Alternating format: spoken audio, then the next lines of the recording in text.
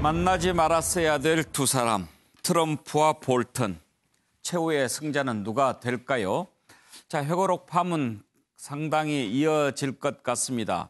여러 가지 얘기들을 했는데요. 이걸 보고 있으면 참 아연실색할 만한 내용들이 많습니다. 도대체 저런 마음 가지고 왜 협상을 하자고 했던 거지? 그리고 사실과 다른 얘기들이 많이 나오고 있다라는 그런 증언도 나오고요. 또 일부에서 폄하한다고 하는 내용들인데 가만히 들어보면 뭐 우리가 열심히 뭐 잘못한 것도 없는 것 같은데 그런 생각까지 들기도 합니다. 이 부분에 관해서 좀 얘기 나눠보겠습니다. 녹취를 좀 들어볼까요? I told President Trump that in our meeting, North Korean leader Kim Jong-un said he is committed to denuclearization, and he expressed his eagerness to President Trump as soon as possible. President Trump appreciated the briefing. I also want to thank your First Lady. She has a tremendous spirit and vitality and a tremendous love for your country. I said that to the President. First thing I said was how impressive the First Lady was, and great woman. So I just hope you tell her that. 북남조선과 미국의 최고 순회들이 분단의 선을 자유롭게 넘나들고 만나는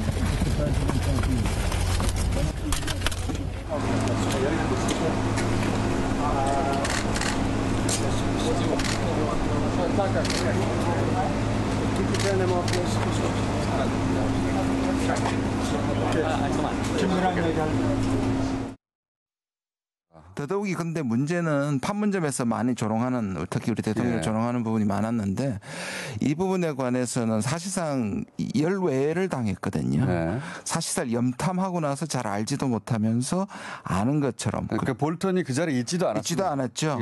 아침에 떠나서 몽골로 보내. 그러면서 자기가 전부 다 목격한 것처럼 얘기했던 자체가 이 사실상 문제가 되고, 그리고 문 대통령이 정말 애쓰셨구나.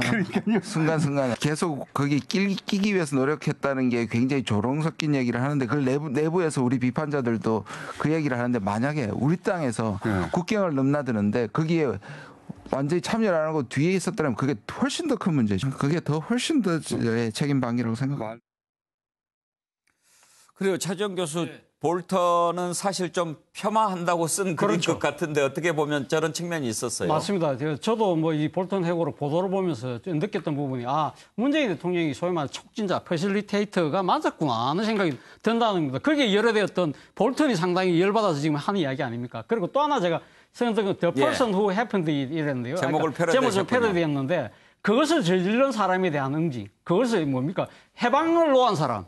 해방에 놓은 사람이 볼턴 아닙니까? 볼턴에 대한 응징을 어떻게 할까? 북한이 지금 잠시 침묵하고 고민하는 이유가 볼턴에 대한 공격수를 지금 준비하고 있는 것이 아닐까라는 생각을 해봤습니다. 근데 볼턴이 김정은은 뭐 욕한 건 없죠? 아니, 근데 지금 볼턴이 지금 사실 이 모든 비건이 합의 초안을 만들어 왔다는 거 아닙니까? 그 부분을 그러니까 뒤집었는데 볼턴 스스로가 아주 자기가 잘했다고 공직을 지금 치키세우고 있으니까 하노이 빅딜에 상당한 그 해방군이 볼턴 스스로였다는 것이 드러난 만큼 북한 입장에서는 가만히 있을 수 있겠냐 그런 생각이 든다는 겁니다. 최수진 평론가, 트럼프 옆에 있었던 사람들, 좀 문제 있는 사람들이 많았던 것 같아요. 뭐 트럼프 시대는 참모들의 자서전의 시대 같습니다. 거친 사람들마다 꺼내놓는데, 전 다만 볼턴을 보면서 느낀 게 세 가지입니다. 이 책의 진위는 아마 30년이 지나야 이제 가려질 텐데, 첫 번째는 처음부터 비핵화를 둘러싼 동상이몽이 있었고, 두 번째 북미 대화를 둘러싸고 미국 내에 적지 않은 이견이 있었다는 것을 증빙했고, 세 번째는 트럼프의 대북 정책이 대단히 즉흥적이고 이해타산적이다. 그렇다면 우리는 이걸 근거로 앞으로 이걸 교훈으로 저는 이제 세워야 된다. 그래서 저는 희망은 전략이 아니다. 그러니까 우리가 이제 희망을 갖고 이걸 풀어나가자, 뭐 희망을 갖고 우리가 이걸 이겨내자. 그것은 우리의 바람일 수 있어도 전략은 아니다. 전략은 냉철한 현실과 우리의 인식의 기반 속에서 그것을 바로 세울 때 효과를 발휘할 수 있다. 저는 그 말씀을 드리고 싶습니다.